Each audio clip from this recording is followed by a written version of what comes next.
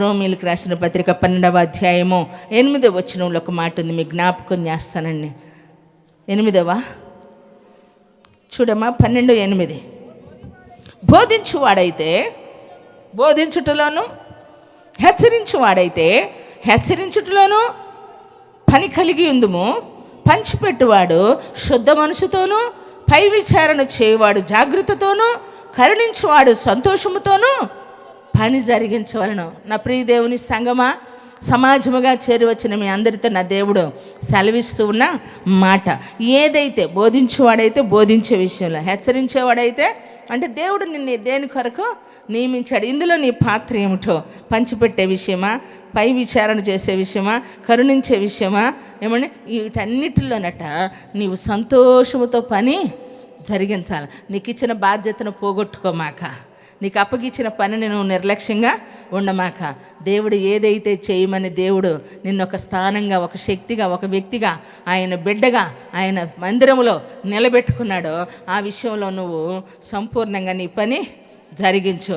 అద్భుతంగా దేవుడు కార్యము జరిగిస్తాడు. ఎందుకో తెలుసా, భక్తులు ఎంతోమంది విశ్వాసంతో అడిగారు. ప్రియులరా, 1 కొరింథీయులకు రాసిన పత్రిక 15వ అధ్యాయము 58వ వచనంలో ఒక మాట ఉంటుంది, తీనక్కర్లేదు.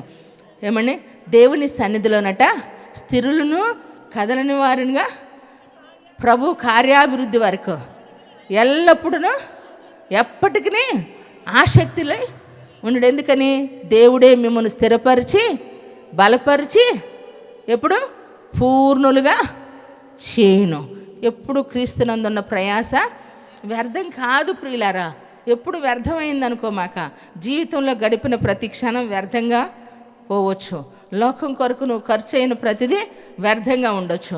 దేవుని కొరకు నువ్వు పడిన ఏ ప్రయాస కూడా వ్యర్థం కాదని నీవు ఎరిగి ఉండాలి. అందుకని గలతీయులకు రాసిన పత్రిక 6వ అధ్యాయము 9వ వచనంలో వ్రాయబడిన మాట ఏమిటంటే, మేలు చేయుట ఎందట నువ్వు విసుక్కూడదంట. ఏముందండి, ఎన్ని ఏళ్ళు ప్రార్థనకి వెళ్ళానండి, ఎంత పరిచర్య చేశానండి, ఏదన్నా నేనే ముందున్నానండి, ప్రార్థనకైనా పరిచర్యకైనా కానుకలకైనా, ఏమండి మందిరం ఊడ్చే విషయంలో, అంట్లు కడిగే విషయంలో, అనేకుల్ని మందిరానికి తీసుకొచ్చే విషయంలో ఎన్నో ఉపవాసాలు ఉన్నానండి. ఏమైపోయిందండి నా ప్రార్థన, నా విశ్వాసం, నా భక్తి అంతా నేలపాలైపోయిందంటావు అనమాక. నేలపాలు కాదు ప్రియులారా, వ్యర్థముగా పోనే పోదు.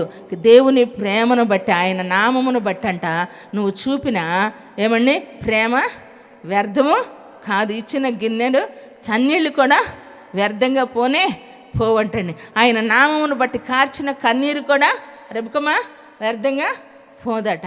కార్చే కన్నీరు కవిలలో ఉంటుందంట. ఇచ్చిన గిన్నెడు చన్నీళ్ళకు కూడా ప్రతిఫలము ఉంటుందట. దేవునికి మహిమ కలుగునుగాక. మరి అలాంటప్పుడు నీ ప్రయాస వ్యర్థమైద్దా? కాదు. మేలు చేయుట యందు విశ్వాస గృహమునకు చెందిన వారి ఎడలట చేసే విషయంలోనట ఎప్పుడు మీరు మేలు చేసేవారిగానే ఉండండి. కారణం ఏమిటంటే, తగిన కాలమందు, మీ పక్కవారితో చెప్పండి, నా సహోదరి, నా తల్లి, నా చెల్లి, షేకండి, తగిన కాలమందు పంట కోసేదువు. అంటే పంట అంటే ప్రతిఫలము చూసేదువు. చెప్పు, తగిన కాలమందు ప్రతిఫలము చూసేదువు. నా దేవుడు తగిన కాలమందు మేలు చేయును. చేతుల పైకైతే చప్పట్లు కొట్టండి.